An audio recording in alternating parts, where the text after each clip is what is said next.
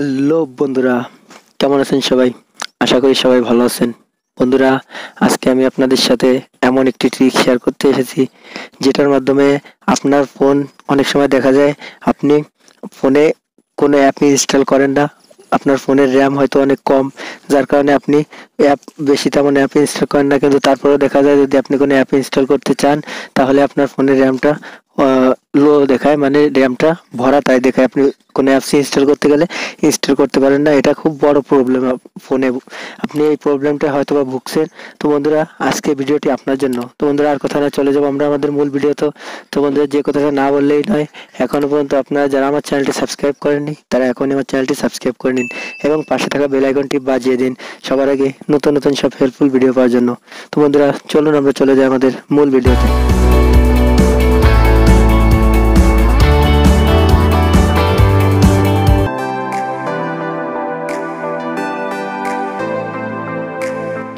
বন্ধুরা, এর জন্য আপনাকে কি করতে হবে?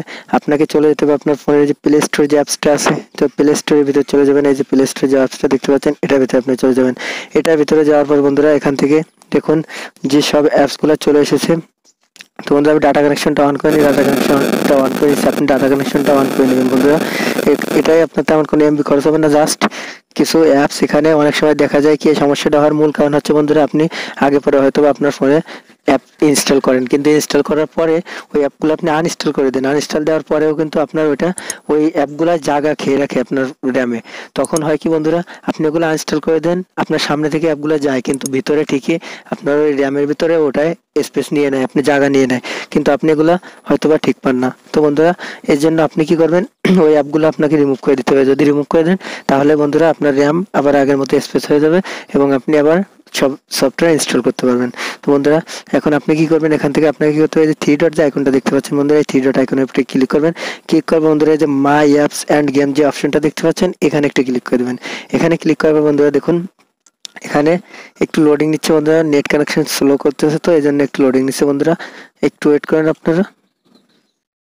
তো এখানে আসার পর বন্ধুরা আপনারা দেখবেন এখানে এরকম একটা ইন্টারফেস আপনার সামনে চলে এসেছে। তো এগুলো হচ্ছে আপনার ফোনে কোন অ্যাপসগুলো আপডেট চাই। তো যেগুলো নিউ আপডেট এসেছে আপনার ওই অ্যাপসগুলো এখানে দেখাবে যে এগুলো আপডেট দিতে হবে।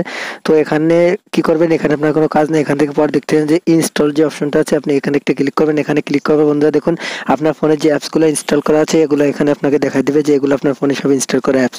তো বন্ধুরা, এখানে আপনি এই যে উপরে যে অপশনটা দেখতে পাচ্ছেন, এই যে স্টোরেজ, এখানে আপনি দেখতে পারবেন যে আপনার র্যাম কতটুকু খালি আছে, আপনার স্টোরেজে হোক ফোন মেমোরি বা র্যামে কতটুকু স্পেস খালি আছে।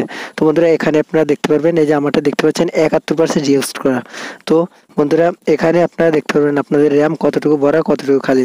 তো বন্ধুরা, এরপরে কি করবেন, এখানে কোনো কাজ নেই আপনাদের। এখানে পরে যে লাইব্রেরি যে অপশনটা দেখতে পাচ্ছেন, এখানে আপনার চলে যাবে। এখানে আসার পর বন্ধুরা দেখুন এখানে আপনার ফোন কেনার পর থেকে, মানে নতুন ফোন যখন নেন তারপর থেকে এখন পর্যন্ত আপনার ফোনে যত অ্যাপস ইনস্টল করেছেন সব অ্যাপস আপনি এখানে দেখতে পারবেন যে এখানে কত অ্যাপসগুলো আপনি ইনস্টল করেছেন। তো বন্ধুরা, এখান থেকে আপনাকে কি করতে হবে, এই যে যে অ্যাপসগুলো দেখতে পাচ্ছেন রয়েছে এইগুলাই আপনার মূলত আপনার র্যামের ভিতরে জায়গা নিয়ে নেয় এবং হয়তো সেট মেমোরিতে জায়গা নিয়ে রাখে। এর জন্য আপনি কোনো অ্যাপস ইনস্টল করতে গেলে ইনস্টল করতে পারেন না।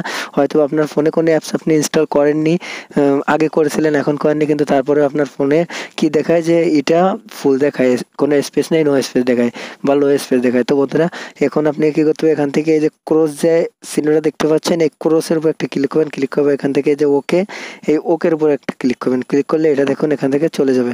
এভাবে বন্ধুরা এখানে আপনাদের যেগুলো আছে আপনার এগুলো সব এখান থেকে ডিলিট করে দেবেন। তারপর তাহলে দেখবেন বন্ধুরা আপনার ফোনের যে র্যামটা আছে বা ফোন মেমোরি যেটাই হোক, আপনার দেখবেন ওটা আবার স্পেস হয়ে গেছে, আগের মতো খালি হয়ে গেছে। তো এরপরে আপনারা আবার আপনার আগের মতো গেম হোক বা কোনো অ্যাপস হোক আপনি ইনস্টল করতে পারবেন খুব সহজে। তো বন্ধুরা, আজকের ভিডিওটি এ পর্যন্তই। যদি আমার ভিডিওটি আপনাদের একটুও ভালো লাগে তাহলে অবশ্যই একটি লাইক দেবেন, কমেন্ট করবেন এবং শেয়ার করবেন। আর বন্ধুরা, আপনার কাছে একটাই রিকোয়েস্ট, আপনারা সবাই অবশ্যই আমার চ্যানেলটি সাবস্ক্রাইব করবেন যাতে আমি পরবর্তীতে আরও আপনাদের জন্য আরও নতুন নতুন এবং ভালো ভালো হেল্পফুল ভিডিও নিয়ে আসতে পারি।